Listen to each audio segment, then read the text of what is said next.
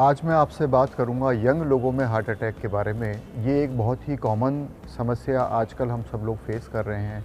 हमारे देश में हार्ट अटैक की संख्या यंग लोगों में दुनिया में सबसे ज़्यादा है। ये एक चिंता का विषय है। यंग लोगों में हार्ट अटैक क्यों हो रहे हैं, ये सवाल हमसे बहुत बार पूछा जाता है। कन्वेंशनली हम लोग बोलते हैं कि ओल्ड एज में हार्ट अटैक होते हैं, या फिर जो कन्वेंशनल रिस्क फैक्टर्स होते हैं जैसे कि diabetes, blood pressure, smoking, family history, इन लोगों में हार्ट अटैक ज़्यादा होते हैं। यंग लोगों में जो हार्ट अटैक है वो हमारे देश में ऑन एन एवरेज 10 साल पहले उनके वेस्टर्न काउंटर पार्ट से पहले हो जाता है। हमारे देश में जो हार्ट अटैक होते हैं उसमें पेशेंट की जान जाने के चांसेस ज़्यादा होते हैं। उनको जो हार्ट अटैक होते हैं वो वेस्टर्न काउंटर पार्ट से ज़्यादा सीवियर होते हैं।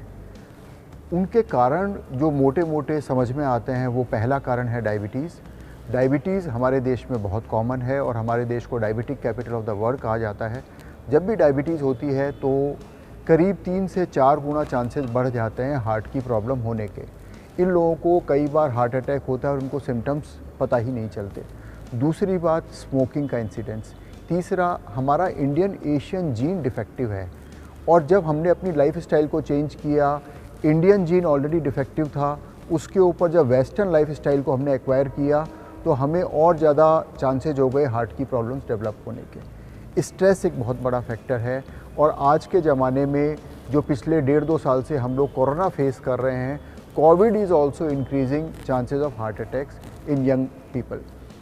प्रॉब्लम ये है कि यूजली इन हार्ट अटैक के पेशेंट्स को, जो यंग लोगों में होता है, पहले से कोई सिम्टम नहीं होते, तो आप उनको कैसे डायग्नोस करेंगे? पहले से आपको कोई सिम्टम नहीं है, कोई मेजर रिस्क फैक्टर नहीं है, तो आप क्या करेंगे? मैं कहूँगा कोई भी यंग आदमी या औरत जिनकी एज 30 ईयर्स से ज़्यादा है, उनको at least ECG, blood pressure, sugar, ये 3 टेस्ट करने चाहिए। कई बार आपको पता ही नहीं होता है कि आपका शुगर ज़्यादा है, कई बार आपको पता ही नहीं होता है कि आपका ब्लड प्रेशर ज़्यादा है। इन दोनों कंडीशंस में हार्ट की प्रॉब्लम बढ़ने के चांसेस ज़्यादा हैं। अगर आपको ये दोनों कंडीशंस हैं तो उनको टाइमली डिटेक्ट करें, उनका इलाज करें। रूटीन टेस्ट जो हार्ट के लिए किए जाते हैं उसमें ईसीजी, 2D एको और ट्रेडमिल टेस्ट, ये 3 सफिशिएंट हैं। अगर ये 3 टेस्ट ठीक हैं तो आपको चिंता करने की ज़रूरत नहीं है, लेकिन इन टेस्ट में अगर कोई एबनॉर्मलिटी है तो आपको फर्दर वर्कअप की जल्दी ज़रूरत है।